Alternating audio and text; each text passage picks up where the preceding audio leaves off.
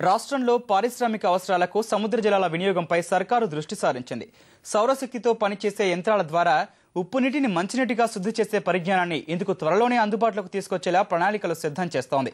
తొలి దశలో విశాఖపట్నం, మచిలీపట్నం, విజయవాడ, తిరుపతిలో ప్రయోగాత్మకంగా ప్రవేశపెట్టేందుకు చర్యలు తీసుకుంటున్నారు. పరిశ్రమలకు నీటి కేటాయింపుల విషయంలో తలెత్తుతున్న సమస్యని అధిగమించేందుకు రాష్ట్ర ప్రభుత్వం కృషి చేస్తోంది. ఇందుకు తీర ప్రాంత జిల్లాల్లో నూతన విధానం అమలు చేసేందుకు సమాయత్తమవుతోంది. పారిశ్రామికంగా అభివృద్ధి చెందుతున్న విశాఖ జిల్లాలో అందుబాటులో ఉన్న నీరు ప్రస్తుతం తాగు, సాగు అవసరాలకే సరిపోతోంది. పరిశ్రమలకు కేటాయించాలంటే ఈ రెండు రంగాలకు కోత విధించాల్సిన పరిస్థితి. ఇతర ప్రాంతాల్లో ఇదే పరిస్థితి. ఈ తరుణంలో ప్రత్యామ్నాయాల వైపు ప్రభుత్వం అడుగులు వేస్తోంది. సముద్రపు నీటి వినియోగంపై దృష్టి సారించింది. సముద్ర జలాలను మంచినీటిగా మార్చే ప్రక్రియ ఎన్నో ఏళ్ల నుంచే విదేశాల్లో విస్తృత వినియోగంలో ఉంది. తమిళనాడులో ఈ విధానాన్ని ప్రయోగాత్మకంగా ఇటీవలే చేపట్టారు.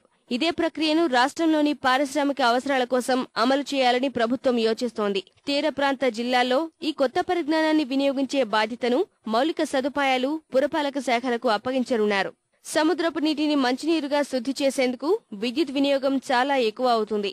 ప్రస్తుతం నెలకొన్న విద్యుత్ సమస్య కారణంగా సౌర విద్యుత్ను ఈ ప్రక్రియకు వినియోగించాలని నిర్ణయించినట్లు సమాచారం. నీటి శుద్ధి ప్లాంట్ ఏర్పాటు వ్యయాన్ని సర్కారు భరిస్తూ మంచినీటి మార్పునకు అయ్యే నిర్వహణ వ్యయాన్ని పరిశ్రమల నుంచి వసూలు చేసేలా ప్రణాళికలు సిద్ధం చేస్తున్నట్లు తెలిసింది. సచివాలయంలో ఇప్పటికే పెట్టుబడులు, మౌలిక సదుపాయాలు, ఇంధన, పురపాలక, భారీ పరిశ్రమలు, కాలుష్య నియంత్రణ శాఖల ఉన్నతాధికారులు సమావేశమై ఈ నూతన విధానంపై సుదీర్ఘంగా చర్చించారు. మరింత కసరత్తు చేసి కార్యాచరణకు తుదిరూపు ఇవ్వనున్నారు.